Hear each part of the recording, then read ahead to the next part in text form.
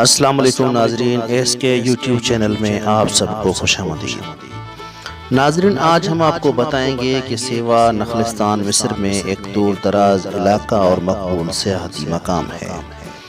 اس کی مقبولیت اس کے ایک چھوٹے سے علاقے میں قائم نمک کے تالابوں کا بڑا کردار ہے۔ ان تالابوں کے نیلگوں پانی میں لوگ تیر بھی سکتے ہیں۔ سیوا میں نمک رحمت بھی ہے اور زحمت بھی۔ برسوں پہلے لوگوں کو اندازہ ہوا کہ وہ نمک کی تجارت سے پیسے کما سکتے ہیں۔ نمک کی کان کنی سے نمک کے یہ تالاب وجود میں آئے، جس کے لیے یہ نخلستان اب مقبول ہے۔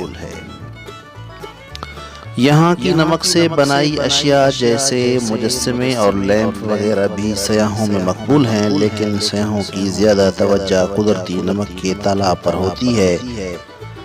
سوشل میڈیا، خاص طور پر انسٹاگرام کے آنے کے بعد بہت زیادہ سیاح یہاں کا رخ کرنے لگے ہیں۔ نمک یہاں کے لیے مشکلات بھی پیدا کر رہا ہے، جیسے علاقے کے تازہ پانی کے چشمے اب نمکین ہو چکے ہیں۔ اس سے پانی نہ تو پیا جا سکتا ہے اور نہ اسے زرعی مقاصد کے لیے استعمال کیا جا سکتا ہے۔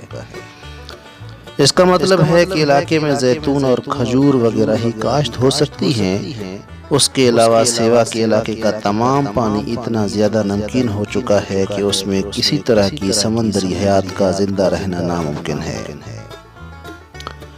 اس جگہ کی مقامی آبادی نسلی سیوین، جو سیوی زبان بولتے ہیں، اور عربی بولنے والے مصریوں پر مشتمل ہے۔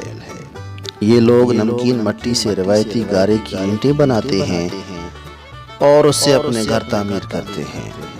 اس طرح بنائے گئے مکان نمک کی وجہ سے بہت مضبوط ہوتے ہیں، لیکن جب بارش آئے تو نمک بہنا شروع ہو جاتا ہے اور ان مکانوں کے گرنے کا خطرہ بھی رہتا ہے۔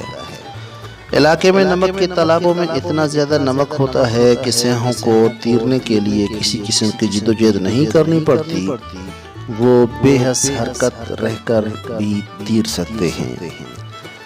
پانی میں نمک کی زیادتی کی وجہ سے سیاحوں کو کہا جاتا ہے کہ وہ 25 منٹ سے زیادہ تالاب میں نہ رہیں، کیونکہ اس سے نقصان کا اندیشہ ہوتا ہے، اور اکثر سیاح جو وہاں پہنچتے ہیں ان کو یہی کہا جاتا ہے کہ وہ اس حوالے سے احتیاطی تدابیر بھی اختیار کریں۔ ناظرین، ہماری یہ انفارمیٹیو ویڈیو اگر آپ کو پسند آئی ہو تو ہمارے چینل کو سبسکرائب، لائک اور شیئر ضرور کیجیے۔